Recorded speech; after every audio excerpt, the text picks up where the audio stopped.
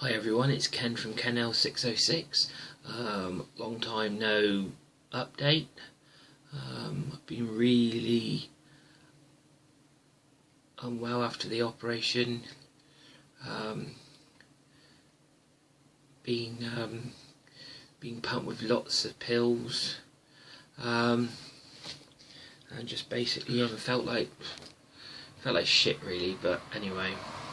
That's the reason I've not had any updates for 4 or 5 or 6 or 7 or 8 weeks or something. I don't know. I don't know. I haven't got a clue anyway. But anyway, not on so many pills anymore, so feeling more like it, but still in pain. But as they all keep saying, is you've got to take it easy. You've got to take it easy on all this shit. But there you go. Brewing, I've not caught a lot of everybody's videos because I've not been on the internet much, but I will catch up slowly but surely. I expect there's a lot happening, although maybe people are on holiday this time of the year or just drinking the fruits of our labour. But anyway, so I'm going to, I think in my last video I bought a Cooper's Australian Pale Ale kit, which I'm going to be doing in the next couple of days, but I'll be adding some Cascade or Citra to it, but I won't be adding it to secondary. I'm going to add it to primary. That'll be the first thing in the bucket, I think, and then I'll put the kit on top of it. I'm going to do it the other way around, see what the flavour is like, see if it gives me a different flavour profile. So I'm going to do that. I've got the Pilsner kit, the light Pilsner kit from Wilko's. Talking about Wilko's, they've got their sale on, 20% off their entire homebrew range. I think it's best to go to the shop if you've got one near you. This is a UK thing only really, guys, because I had a quick look on the online shop and everything says out of stock, back soon. So if you've got a Wilko's near you, pop in. It's good for yeasts and stuff like that, for winemaking or sugars or things like that. Some of the kits are alright. They do a few Cooper's kits, they do their own kits. I bought a velvet, I've got a stout kit that I'm going to try, and a Pilsner kit from the last time. I'm going to try them. I might go in again and see what else they've got. I may brew the stout kit alongside the pale ale kit, because I'm going to do some different things to that. I'm going to I'm going to break it down. I'm going to do a double chocolate job to it, and then I'm going to add some spices to it. I don't like a Christmas pudding kind of stout. I've got a Christmas pudding I found in the cupboard the other day, still in date, so I might do something with that, with a gallon of stout. I'm going to do the chocolate stout. I'm going to do a gallon of ordinary stout, and then I don't know, I might just add some fruit to it. I don't know what I'm going to do, but I'm going to do a couple of different takes on the stout, see what comes out best. Just give it a try. It was a cheap kit, so I'm not going to waste a few ingredients on it anyway. The Pilsner kit will be done probably at the end of summer, but I'm going to divide that into 3, I think. I'm going to do hops. I'm going to do the Pilsner, but add extra hops because it needed it. The hopped Pilsner I've got here that I was going to send out for beer reviews, I've probably virtually drank most of it in time, so I'm going to redo that again. And that was hopped in the secondary with Goldings. I think it was Goldings, yeah, and to give it a bit of kick. but I'll do that again. And what I'm going to do is I'm going to do a fruit cocktail version.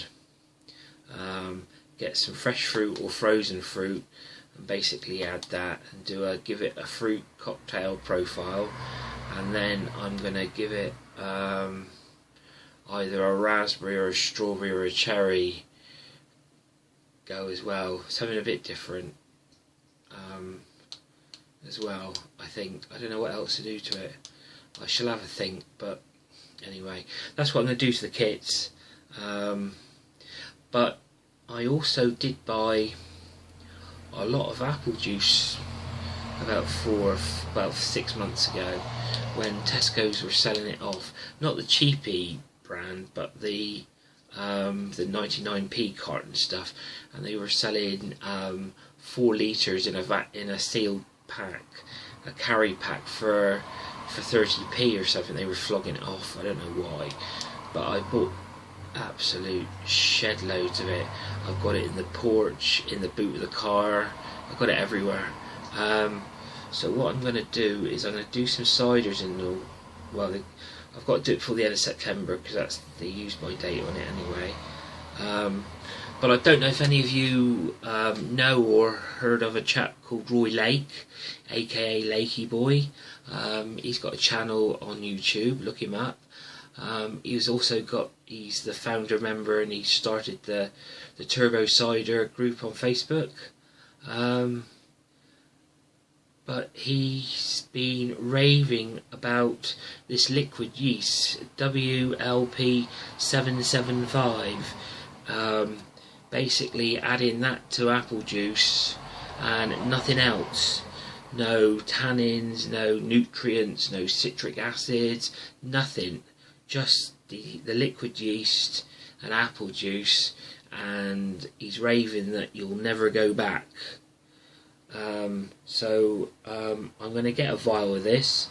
I'm going to divide the vial up. I've got to send him an email, because I don't know if I'm going to divide the vial up into 3 or 4, or make a massive starter and just pour the starter into each thing. I'm not sure yet, but I'm going to do just a normal turbo cider with apple.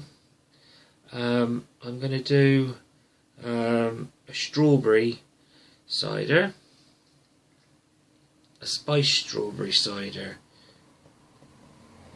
Actually, it might be orange, actually. That might be nice for Christmas.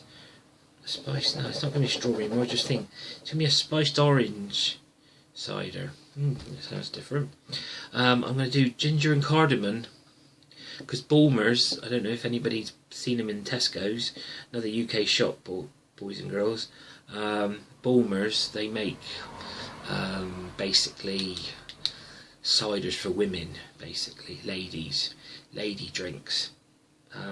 But they had a new one called Indian Summer, and I bought a bottle, and it's basically 3%, which is nothing. Seeing as I make them like 8 to 11%, but 3% is nothing. But it was ginger and cardamom, and it did taste quite nice.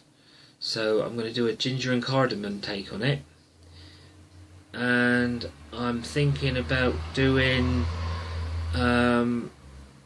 ginger and coriander.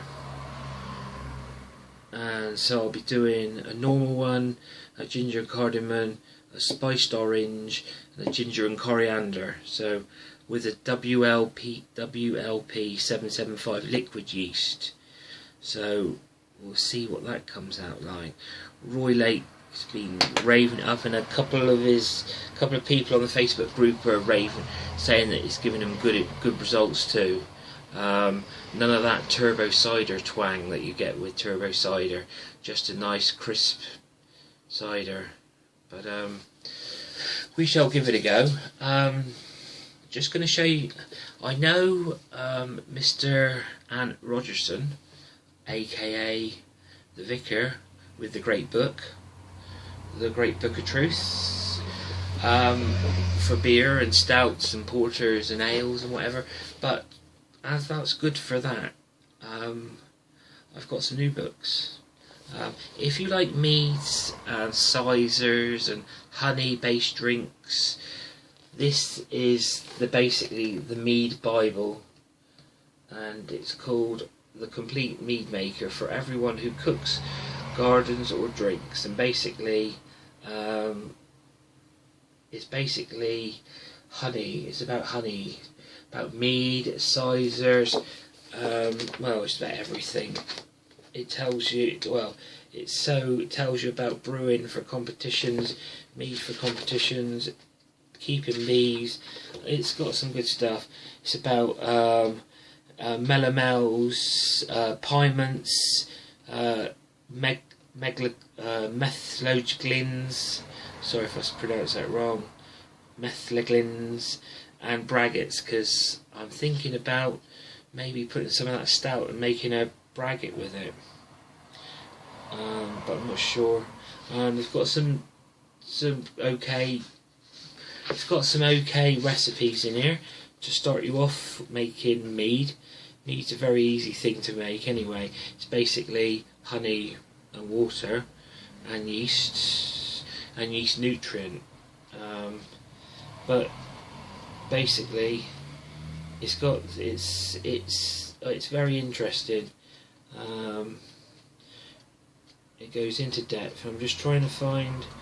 It goes into the different herbs and spices and what kind of flavours they'll give you. I'm trying to find some of the bloomin'. We've got Don't Cry for Me Spargentina, a barley wine style braggot, which sounds quite good, either with extract or all grain, which sounds quite good. We've got a nutmeg megalogen. We've got cherry melomels, show meads, dry, medium and sweet. We've got a multi-berry melomels, a peach ginger melomel, which sounds quite nice. A full bounty cider with apples, honey, dates, sugar and raisins. Another braggot there with Cascade, Vienna malt, pale malt. We've got piments, which is Riesling, which is like a honey Riesling, which sounds quite good. A cherry Riesling, but yeah, it's very good, and it's called The Complete Mead Maker, and it's by a guy called Ken Shrim. I hope I pronounced it right. He definitely knows what he's talking about, and it's very good. So I'm going to be doing that.